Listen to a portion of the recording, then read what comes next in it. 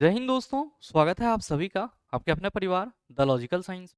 मैं हूं आलोक सिंह आतीश और आज के इस वीडियो सेशन में हम लोग डिस्कस करने वाले हैं LP and technician numerical special classes. यहाँ दोस्तों इस तरह के क्लासेस आपको रेगुलर रूप से मिलते रहेंगे और ध्यान में रखिएगा LP and tech numerical special classes में हम लोग बहुत ज़्यादा क्वेश्चन करने की कोशिश नहीं।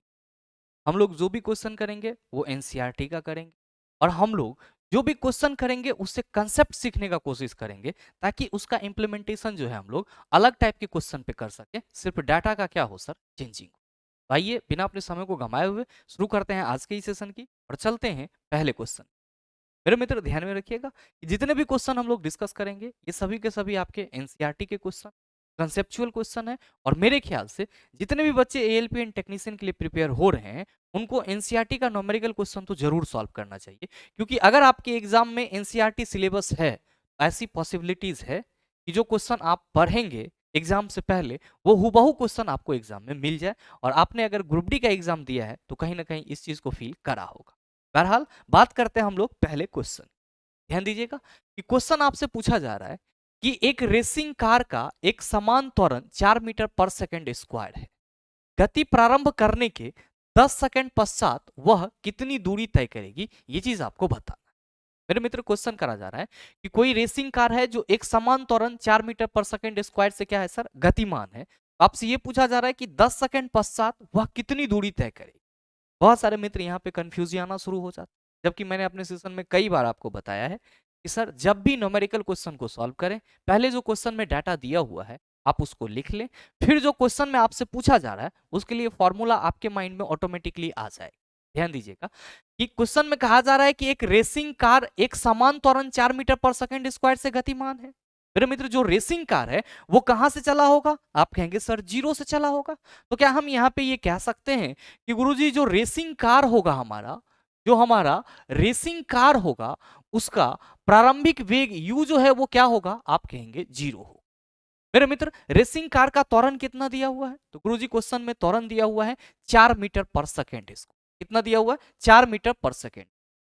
टी आपको कितना दिया हुआ है, तो सर टी जो है वो 10 सेकेंड दिया गया। टी कितना दिया गया है 10 सेकेंड दिया गया है। और आपसे क्या पूछा जा रहा है कि गति प्रारंभ करने के 10 सेकेंड पश्चात वह कितनी दूरी तय करेगी। मेरे मित्र जब आपके क्वेश्चन में यू दिया हुआ है, ए दिया हुआ है और टी दिया हुआ है और आपसे पूछा जा रहा है कि वह कितनी दूरी तय करेगी, तो आप सभी क्या कहेंगे, आप सभी कहेंगे कि गुरुजी हम लोगों के माइंड में एक विचार आ रहा है। क्या आ रहा है, तो हम लोगों ने कई दफा पढ़ा है कि जो फॉर्मूला होता है दूरी निकालने की वो क्या होता है, तो sir s equal to u t plus half a t square. क्या होता है s equal to u t plus half a t square. और आप सभी क्या कहते हैं कि गुरुजी हमने ये भी पढ़ा है कि if initial velocity becomes to the zero then s जो है वो किसके बराबर हो जाता है, आप कहेंगे हाफ ए टी स्क्वायर के बराबर हो जाता है। और हमारा क्वेश्चन भी तो कुछ इसी तरीके से मैंने आपको पहले ही बताया कि क्वेश्चन में जो डाटा दिया हुआ है उसको आप लिखेंगे तो आपको ये पता चल जाएगा कि आपको कौन सा फॉर्मूला लगाना है। और आप कहेंगे कि गुरुजी जब हम ये कह रहे हैं कि s equal to half a t square होता है, s equal to half a t square होता है, तो हम लोग यहाँ पे कह सकते हैं कि sir s equal to half into A की जगह क्या रखेंगे, आप कहेंगे 4 मीटर पर सेकेंड और 4 मीटर पर सेकेंड स्क्वायर और टी का स्क्वायर हो जाएगा यानी कि 10 गुना 10 हो जाएगा। आप क्या कहेंगे कि गुरुजी इसको सॉल्व करेंगे, ये हो जाएगा हमारा 2 2 जा 4 और 10 दाएं 100 यानी कि ये हो गया हमारा 200 मीटर। कितना हो गया सर 200 मीटर। तो जो आपसे क्वेश्चन करा जा रहा है कि एक रेसिंग कार का एक समान त्वरण 4 मीटर पर सेकंड स्क्वायर है, गति प्रारंभ करने के 10 सेकंड पश्चात वह कितनी दूरी तय करेगी, आप कहेंगे गुरुजी वह 200 मीटर की दूरी तय करेगी। यह आपका एनसीईआरटी का सवाल था और मेरे ख्याल से आपको इसमें कोई दिक्कत नहीं हुई हो। आइए बात करते हैं हम लोग अगले क्वेश्चन। ध्यान दीजिएगा अगला क्वेश्चन आपसे क्या पूछा जा रहा है। क्वेश्चन नंबर 2 आपको कहा जा रहा है कि किसी पत्थर को ऊर्ध्वाधर ऊपर की ओर 5 मीटर पर सेकंड के वेग से फेंका जाता है। यदि गति के दौरान पत्थर का नीचे की ओर दिश त्वरण 10 मीटर पर सेकंड स्क्वायर है तो पत्थर के द्वारा कितनी ऊंचाई प्राप्त की गई तथा उसे वहां पहुंचने में कितना समय लगा। यानी कि आपको h भी निकालना है और साथ ही साथ t भी निकालना है।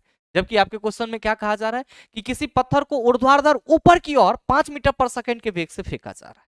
आप क्या कहेंगे कि गुरुजी अगर मान ले कि ये हमारा सतह है और यहाँ पे ये हमारा कोई ऑब्जेक्ट है या पत्थर है, इसको अगर हम प्रारंभिक वेग u यानी कि 5 मीटर पर सेकंड के वेग से ऊपर की ओर फेंक दे, 5 मीटर पर सेकंड के वेग से क्या कर दे सर, ऊपर की ओर फेंक दे, तो आप कहेंगे कि सर ये महत्तम ऊंचाई को कवर करेगा, यानी कि ये मैक्सिमम हाइट पे पहुंचेगा यहाँ पे, और इसकी वेग यहाँ पे कुछ देर के लिए 0 हो जाएगी, और फिर क्या होगा, आप कहेंगे सर ये फिर नीचे फॉल डाउन करना शुरू।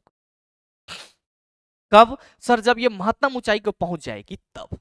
मेरे मित्र ध्यान दीजिएगा कि क्वेश्चन में कहा जा रहा है कि वस्तु को 5 मीटर पर सेकंड के ऊर्ध्वाधर वेग से ऊपर फेंका जा रहा है, जबकि वस्तु पर जो त्वरण है वो नीचे की ओर लग रहा है, और आप कहेंगे कि गुरुजी जो नीचे की ओर त्वरण लग रहा है वो कितना है, क्वेश्चन में मेंशन है 10 मीटर पर सेकंड स्क्वायर, वस्तु ऊपर जा रहा है, त्वरण नीचे लग रहा है, तो आप कहेंगे त्वरण माइनस होगा सर, माइनस 10 मीटर पर सेकंड। मेरे मित्र आपसे क्या पूछा जा रहा है, तो आपसे पूछा जा रहा है कि पत्थर के द्वारा कितनी ऊंचाई प्राप्त की गई। ध्यान दीजिएगा कि चूंकि ये क्वेश्चन आपका ग्रेविटेशन का नहीं है, ये मोशन एंड टाइम का क्वेश्चन है, और इसीलिए यहां पे ये आपका गुरुत्व के कारण लगता हुआ त्वरण जी जो है उसको नहीं एक्सप्लेन किया है, इन्होंने सिर्फ एक्सप्लेन कर दिया है कि गति के दौरान पत्थर का नीचे की ओर दिष्ट त्वरण यानी कि नीचे की ओर त्वरण कितना है सर, -10 मीटर पर सेकंड। आप कहेंगे sir according to question now we can say that v equal to 0, क्योंकि मैक्सिमम हाइट पे पहुंचेगा, अंतिम वेग 0 हो जाएगी, और ऊर्ध्वाधर ऊपर की ओर फेंका जा रहा है और वो भी वेग दिया हुआ है, तो u सर 5 मीटर पर सेकंड, क्या हो जाएगा 5 मीटर पर सेकंड। एक्सेलरेशन क्या होगा, -10 मीटर पर सेकंड स्क्वायर का है, तो सर पत्थर ऊपर जा रहा है, त्वरण नीचे की ओर लग रहा है, और फिर क्या पूछा जा रहा है आपसे, तो आप सर हमसे पूछा जा रहा है कि h क्या होगा, h क्या होगा। मेरे मित्र आप सभी क्या कहेंगे कि गुरुजी यहां पे जो हमसे ये कहा जा रहा है कि कितनी ऊंचाई प्राप्त की गई, तो ये जो ऊंचाई है हमारा, ध्यान से समझिएगा कि यहां पे जो ये हमारा ऊंचाई होगा h, ये किसके बराबर होगा, आप कहेंगे सर s के बराबर होगा, किसके बराबर होगा, s के बराबर होगा। और आप क्या कहेंगे कि Guruji s equal to u t plus half a t square लगाएंगे, फंस जाएंगे, क्या है, तो आपके क्वेश्चन में कहीं पे भी सर टी का जिक्र नहीं है, उल्टे आपको टी निकालना है।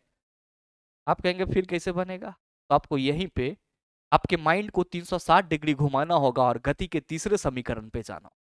आप सबों को मालूम है कि थर्ड इक्वेशन ऑफ मोशन क्या है, थर्ड इक्वेशन ऑफ मोशन क्या है, आप कहते हैं कि Guruji third equation of motion कहता है कि v square equal to u square plus 2as। मेरे मित्र यहाँ पे थोड़ा सा अपना माइंड अप्लाई करेंगे, हम लोग कहेंगे v square minus u square equal to Guruji 2as लिख सकते हैं, और हम लोग s इक्वल टू क्या लिख सकते हैं, तो आप कहेंगे कि गुरुजी s इक्वल टू हम लोग v square minus u square बटा 2a लिख सकते हैं, क्या लिख सकते हैं, s equal to v square minus u square बटा 2a लिख सकते हैं। मेरे मित्र ध्यान दीजिएगा यहां पे आपका जो अंतिम वेग है वो क्या है गुरुजी 0, तो आप क्या कहेंगे कि गुरुजी अगर अंतिम वेग 0 है तो 0 का स्क्वायर कर ही देंगे तो कोई फर्क नहीं पड़ेगा। अगर हम यहां पे लिख दें कि चूंकि v इक्वल टू 0, तो आप क्या कहेंगे then v equal to 0, then sir s equal to हो जाएगा माइनस यू स्क्वायर बटा 2, क्या हो जाएगा s equal to minus u square बटा 2a। और चला यह फॉर्मूला जब हम लोग मोशन अंडर ग्रेविटी पढ़ेंगे तो h इक्वल टू क्या हो जाएगा माइनस यू स्क्वायर बटा 2g हो जाएगा। बस फॉर्मूला का इंप्लीमेंटेशन है सर एनसीईआरटी, और जो क्वेश्चन पूछे जा रहे हैं अब आपके रेलवे एग्जाम में वो कहीं ना कहीं प्योर एनसीईआरटी पैटर्न, और आपको इंप्लीमेंटेशन इसी तरह से मालूम होना चाहिए, अदरवाइज कोई जुगाड़ नहीं है सर और कोई चारा भी नहीं। आप कहेंगे सर चलो s equal to minus u square बटा 2a लगा करके दिखाओ कि क्या यहाँ पे हमको कितना ऊंचाई है वो मिल पा रहा है। मेरे मित्र बिल्कुल मिल जाएगा, ध्यान दीजिएगा। अब अगर हम बात करेंगे h की, तो आप कहेंगे सर h तो s के बराबर है और s माइनस यू स्क्वायर बटा 2a के बराबर होगा। आप कहिएगा सर ध्यान दीजिएगा कि h इक्वल टू हो जाएगा माइनस यू स्क्वायर, यानी कि 5 का स्क्वायर करेंगे तो 25, तो लीजिए ना -25 लिख देते हैं, अब बटा 2a, तो 2 इंटू यहाँ पे एक्सेलरेशन हमारा क्या है सर नीचे की ओर लग रहा है तो माइनस लेंगे ना, तो -10, क्या कहिएगा कि गुरुजी 25 बटा ये हो गया -20, ये माइनस कैंसिल हो जाएगा, 25 25 होता है सर जी, 5 का 20 होता है, जब इसको सॉल्व करेंगे तो ये हमारा 1.25 मीटर आ जाएगा। कितना आ जाएगा 1.25 मीटर आ जाएगा, यानी कि जो क्वेश्चन करा जा रहा है कि प्राप्त की गई ऊंचाई क्या होगी, आप कहेंगे 1.25 मीटर, क्या होगी सर 1.25 मीटर। अब आप सबों के मन में आ रहा होगा कि गुरुजी यहां तक इसको पहुंचने में कितना समय लगा होगा, तो भाई मेरे, अब आपके पास v भी है, u भी है, a भी है, तो t नहीं निकाल सकते हैं? आप कहेंगे सर आसानी से निकाल सकते हैं। कैसे? तो ध्यान दीजिएगा। आप सभी कहते हैं कि गुरुजी चूंकि v इक्वल टू क्या होता है, आप कहते हैं sir u plus a t होता है। और जब भी आपका जीरो हो जाए तो आप कहेंगे सर कोई बुराई नहीं है, zero equal to u plus a t लिख देंगे। क्या कहिएगा कि सर जी अगर u इधर ले आएंगे तो माइनस यू इक्वल टू क्या हो जाएगा? आप कहेंगे सर ए टी हो जाएगा। माइनस यू इक्वल टू क्या हो जाएगा? ए टी हो जाएगा। और आप क्या कहेंगे कि सर यह डेरिवेशन से हम कह देंगे यहाँ पे कि जो हमारा t है वो किसके बराबर होगा? जो हमारा t है वो किसके बराबर होगा? तो आप कहेंगे सर माइनस यू बटा ए के बराबर होगा। टी किसके बराबर होगा? माइनस यू बटा ए के बराबर होगा। तो चला जी यहां पे आपने टी निकालना था, क्या कहिएगा? फॉर्मूला लगाएंगे गुरुजी माइनस यू अब बटा क्या? तो सर माइनस ए। ध्यान दीजिएगा, माइनस यू बटा क्या हो जाएगा सर? ए होगा, माइनस ए नहीं होगा। ये यहाँ पे कंफ्यूजन है सर, वो मिटवो नहीं करेगा जब तक बरका नहीं लेंगे। क्या कहेंगे सर? टी इक्वल टू, तो सर टी इक्वल टू हमने निकाला है माइनस यू बटा ए, माइनस यू बटा ए। मेरे मित्र ध्यान देंगे कि आपका u कितना है? तो गुरुजी 5 मीटर पर सेकेंड, इसको हम लोग -5 लिख दें क्या? और a कितना है हमारा? गुरुजी -10। तो ध्यान दीजिएगा ये माइनस माइनस कैंसिल, 5/10 ये क्या हो जाएगा? आप कहेंगे सर 0.5 सेकेंड।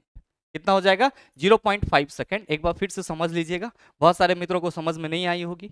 हमने कुछ नहीं करा है, h तो हमने सर ऐसे निकाला सर, h s के बराबर था।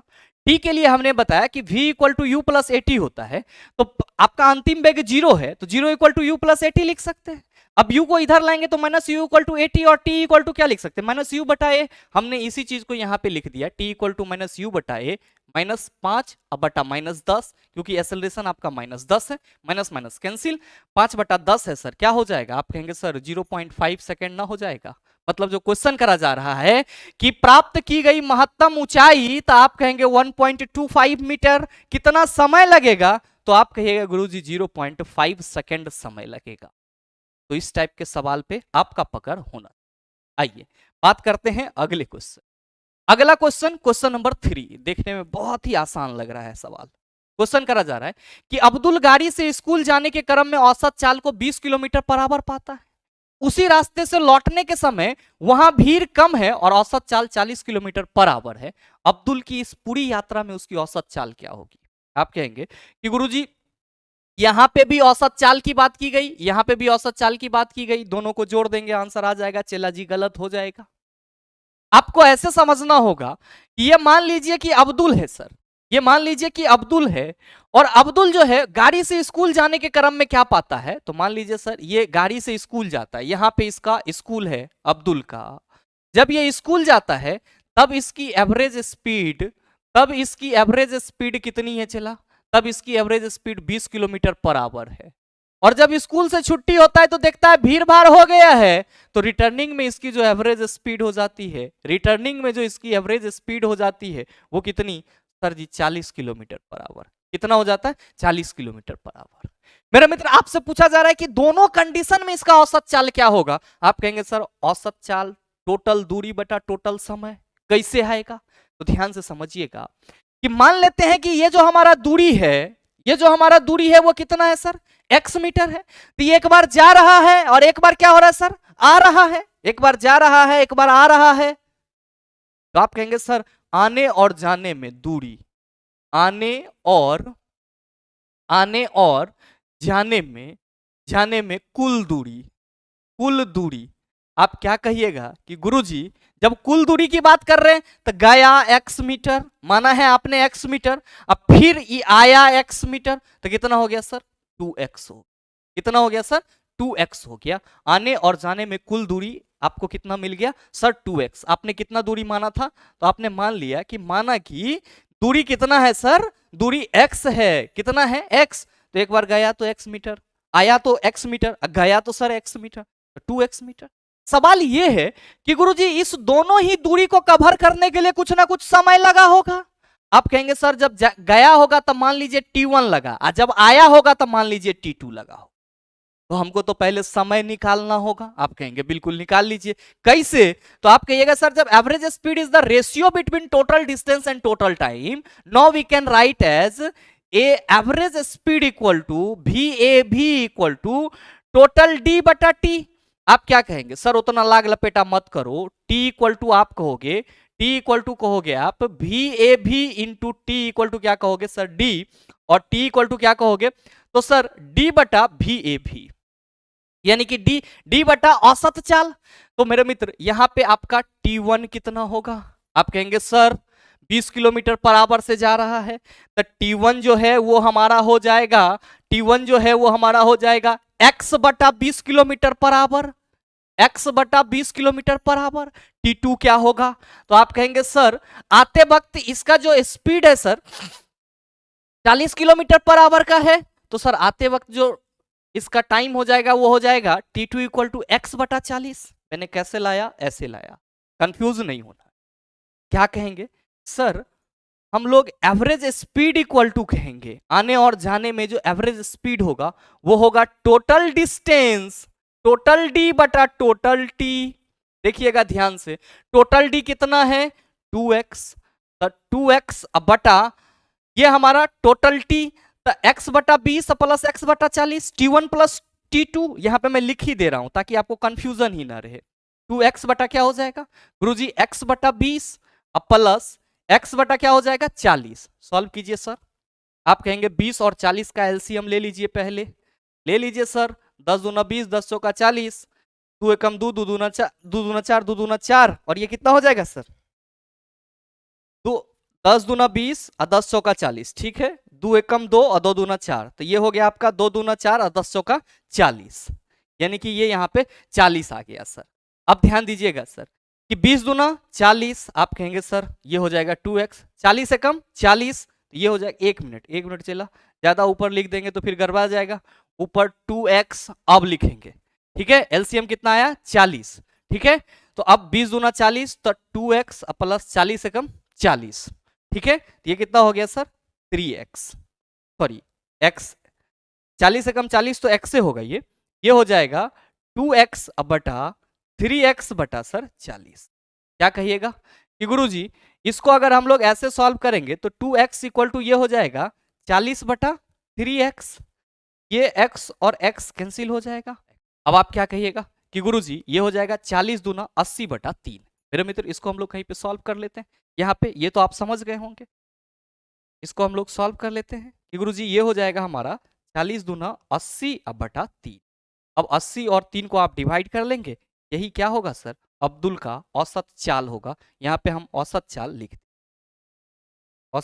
लिखते रहे। तो आप सभी इस टाइप के प्रश्न को थोड़ा सा ध्यान दीजिएगा सर, और इस तरह के क्वेश्चन आपको फंसाने के लिए पूछे जाते हैं, ठीक है। तो कैसे सॉल्व किया है सर? हमने कुछ नहीं करा है, दोनों कंडीशन में हमने टाइम निकाला कि टाइम कितना लगेगा, और टोटल डिस्टेंस अगर हमने एक बार मान लिया कि यहां से यहां तक की डिस्टेंस x है, तो एक बार गया और आया तो क्या हो गया टोटल डिस्टेंस 2x, उसके बाद हमने सारा कर दिया सर, टोटल डिस्टेंस बटा टोटल टाइम, सॉल्व कर लेंगे 80 बटा 3 मीटर पर सेकेंड, पॉइंट में आपका आंसर आ जाए। आइए बात करते हैं सर अगले क्वेश्चन। अगला क्वेश्चन, क्वेश्चन नंबर 4, कि कोई बस विरामावस्था से चलना प्रारंभ करती है तथा 2 मिनट तक 0.1 मीटर पर सेकेंड स्क्वायर के एक समान त्वरण से चलती है। परिकलन कीजिए कि प्राप्त की गई चाल तथा तय की गई दूरी क्या है। मेरे मित्र ध्यान दीजिएगा, यहां पे बस विरामावस्था से चलना प्रारंभ कर रही है और 2 मिनट तक ये 0.1 मीटर पर सेकेंड स्क्वायर का त्वरण प्राप्त कर लेती है। तो मेरे मित्र जब विरामावस्था से चल रही है तो यू क्या हो जाएगा 0, ए क्या होगा गुरुजी 0.1 मीटर पर सेकेंड स्क्वायर। क्या कहा जा रहा है 2 मिनट तक ये करती है, यानी कि 2 मिनट मतलब क्या हुआ 120 सेकेंड। आपसे पूछा जा रहा है कि प्राप्त की गई चाल क्या होगी, यानी कि v इक्वल टू व्हाट, और तय की गई दूरी क्या होगी s इक्वल टू। बताइए नहीं सॉल्व होगा। आप कहेंगे सर प्रारंभिक वेग 0 दिया हुआ है, तो हम लोग कहेंगे कि v equal to a t, तो v कितना, आप कहिएगा सर एक्सेलरेशन 120 है, t हमारा 0.1, पॉइंट हटा दीजिए बटा 10, ये और ये कैंसिल, v हमारा 12 मीटर पर सेकेंड हो जाए, कितना हो जाएगा 12 मीटर पर सेकेंड। s पूछा जा रहा है, आप कहेगा सर प्रारंभिक वेग 0 है, that's why we can write as s equal to half a t square. s equal to क्या होगा हाफ इंटू एक्सेलरेशन 0.1 t का स्क्वायर, सर 120 गुना 120, पॉइंट हटाएंगे नीचे 10, ये 0 इसके साथ कैंसिल हो जाएगा, 2 छा के 12, बरछा के 72, 720 मीटर। यानी कि सर जो आपसे क्वेश्चन करा जा रहा है कि कोई बस विरामावस्था से चलना प्रारंभ करती है तथा 2 मिनट तक 0.1 मीटर पर सेकंड स्क्वायर के एक समान त्वरण से चलती है, परिकलन कीजिए कि प्राप्त की गई चाल तथा तय की गई दूरी क्या है। तो आप कहेंगे प्राप्त की गई चाल 12 मीटर पर सेकंड और तय की गई दूरी 720 मीटर। कितना हो गया सर? 720 मीटर। आइए बात करते हैं अगले क्वेश्चन। अगला क्वेश्चन बड़ा ही सरल सा क्वेश्चन। क्या पूछा जा रहा है आपसे? आपसे पूछा जा रहा है कि एक कृत्रिम उपग्रह 42,250 किलोमीटर त्रिज्या की वृत्ताकार कक्षा में घूम रहा है, वह 24 घंटे में पृथ्वी की परिक्रमा करता है, तो उसकी चाल का परिकलन कीजिए। यानी कि अगर कोई कृत्रिम उपग्रह है सर जो कि वृत्ताकार कक्षा में जिसकी त्रिज्या 42,250 किलोमीटर है, उसमें ये घूम रहा है और ये पृथ्वी का एक परिक्रमा 24 घंटे में करता है, तो आपसे पूछा जा रहा है कि उसकी चाल का परिकलन कीजिए। क्या कहिएगा कि गुरुजी अगर कोई उपग्रह पृथ्वी के चारों ओर घूम रहा है तो सर दीर्घवृत्ताकार कक्षा में घूमेगा, ये अगर हमारा अर्थ है, और यहाँ पे ये हमारा क्या है सर, मान लेते हैं कि कोई सैटेलाइट है, हमारा उपग्रह है सर, तो आप क्या कहेंगे कि सर अर्थ तो सेंटर में होगा, इसका ये त्रिज्या जो है वो कितना दिया हुआ है, त्रिज्या 42,250 किलोमीटर दिया हुआ।